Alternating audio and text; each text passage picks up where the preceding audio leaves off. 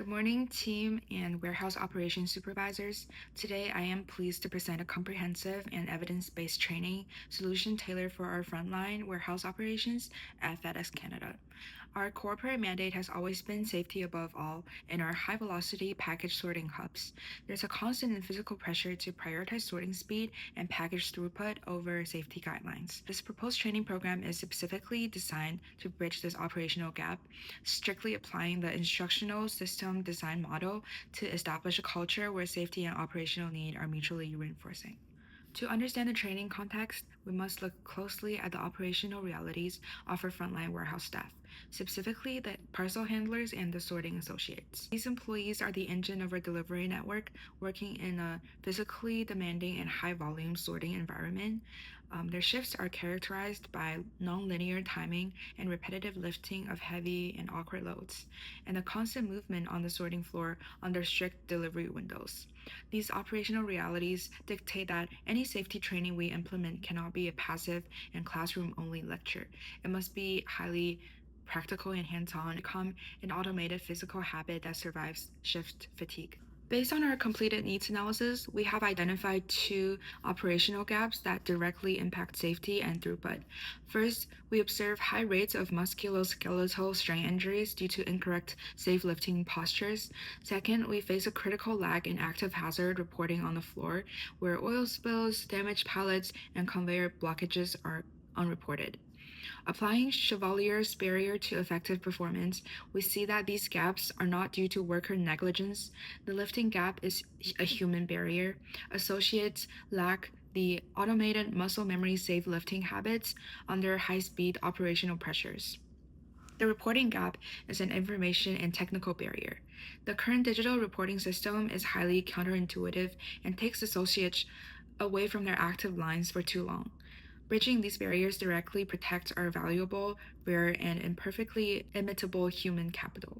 So, to address these gaps, we have designed two precise, smart training objectives for our frontline staff, strictly following the four-part framework of training, performance, condition, and criterion. For safe lifting, our SMART objective is warehouse associates will be able to execute the 5-point safe lifting technique during active package sorting shifts, achieving 100% posture compliance on randomized, unobtrusive supervisor safety audits.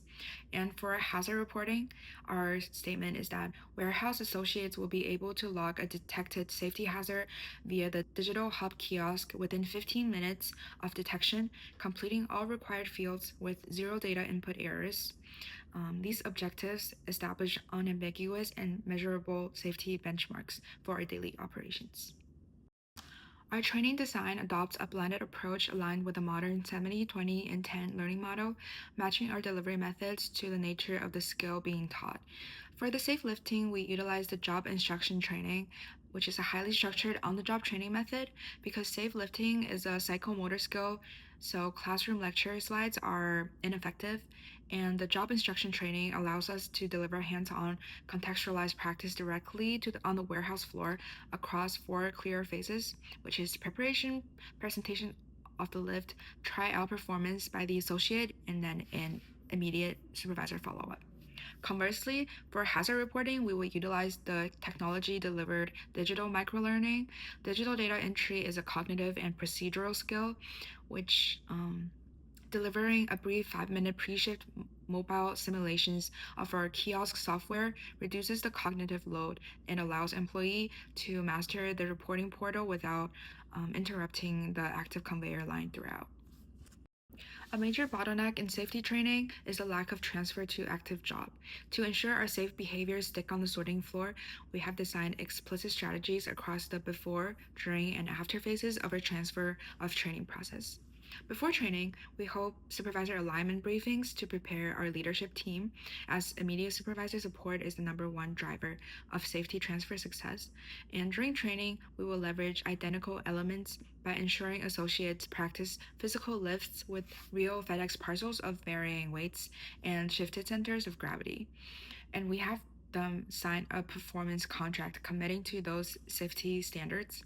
And after training, we combat the forgetting curve using the post-training supplements, including weekly on-the-floor supervisor coaching and brief weekly mobile booster quizzes that reinforce the hazard reporting steps.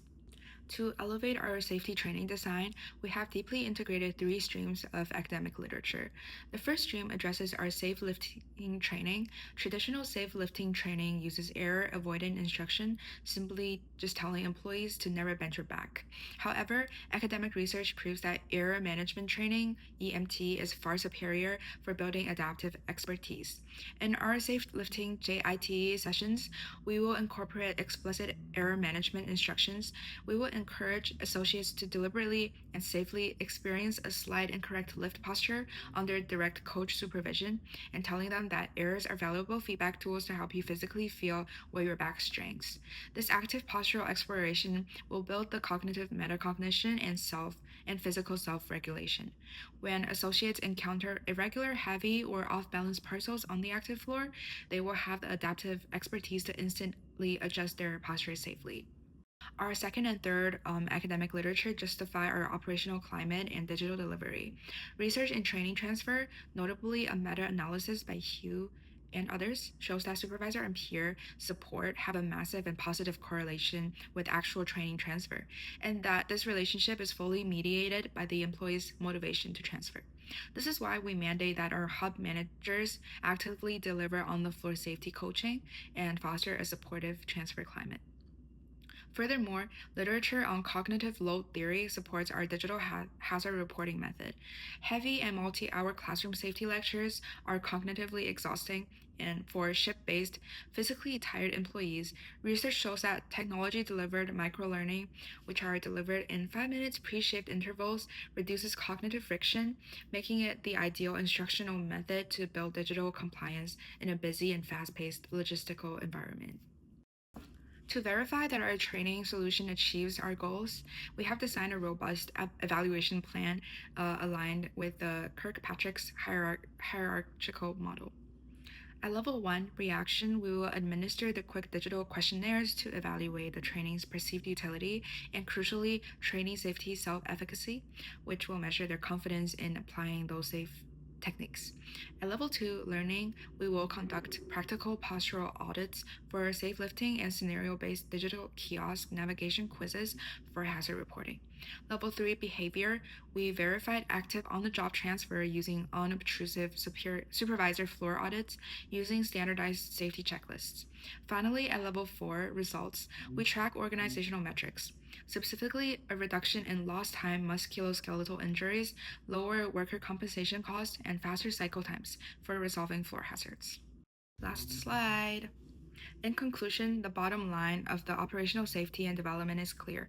High-impact training requires structured active practice, supportive on-the-floor climates, and cognitive load-optimized delivery. This proposed safety program is not a mere box-ticking exercise. By implementing job instruction training, error management principles, and pre-shift microlearning, we directly address lower back injuries and hazard reporting delays, protecting our operation from lost time disruptions. Ultimately, our frontline sorting associates and parcel handlers are FedEx most valuable, rare, and imitable resources. Investing in their physical safety and operational mastery is the single most strategic decision we can make to sustain FedEx operational excellence and competitive advantage. Thank you.